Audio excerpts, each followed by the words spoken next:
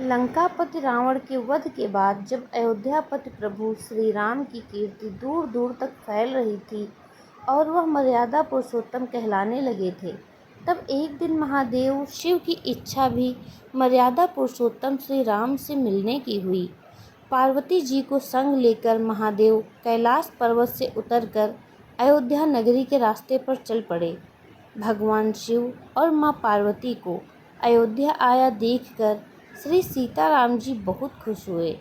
माता जानकी ने उनका उचित आदर सत्कार किया और स्वयं भोजन बनाने के लिए रसोई में चली गईं। इस बीच भगवान शिव ने श्री राम जी से पूछा, आपके सेवक हनुमान जी दिखाई नहीं पड़ रहे हैं? श्री राम बोले, वे बगीचे में हैं। शिव जी ने श्री राम जी से बगीचे में जाने की अनुमति मांगी और पार्वती जी का हाथ थामकर बगीचे में आ गए। बगीचे की खूबसूरती देखकर उनका मन मोहित हो गया। आम के एक घने वृक्ष के नीचे हनुमान जी दीन दुनिया से बेखबर गहरी नींद में सोए थे और एक लय में खर्राटों से राम नाम की धुन उठ रही थी। चकित होकर शिवजी और माता पार्वती एक दूसरे की ओर देखने लगे। माता पार्वती मुस्कुरा उठीं और वृक्ष की डालियों की ओर इशारा किया। राम नाम सुनकर पेड़ की डालियां भी झूमने लगी थीं और इनके बीच से भी राम नाम उच्चारित हो रहा था।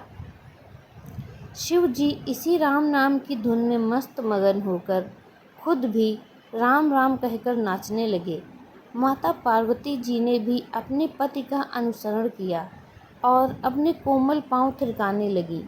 शिव जी और पार्वती जी के नृत्य से ऐसी झनकार उठी कि स्वर्गलोक के देवतागण भी आकर्षित होकर बगीचे में आ गए और राम नाम की धुन में सभी मस्त हो गए। माता जानकी भोजन तैयार करके प्रतीक्षारत थीं, परंतु संध्या गिरने तक भी अतिथि नहीं पधारे। तब अपने देवर लक्ष्मण जी को बगीचे में भेजा। लक्ष्मण जी तो स्वयं को श्री राम का सेवक ही मानते थे, अतः बगीचे में आकर जब उन्होंने धरती पर स्वर्ग का नज़ारा देखा तो खुद भी राम नाम की धुन में झूम उठे। महल में माता जानकी परेशान हो रही थीं कि अभी तक भोजन ग्रहण करने कोई भी क्यों नहीं आया। उन्होंने श्री राम जी से कहा, भोजन ठंडा हो रहा है, चलिए हम ही जाकर बगीचे में से सभी को ले आएं।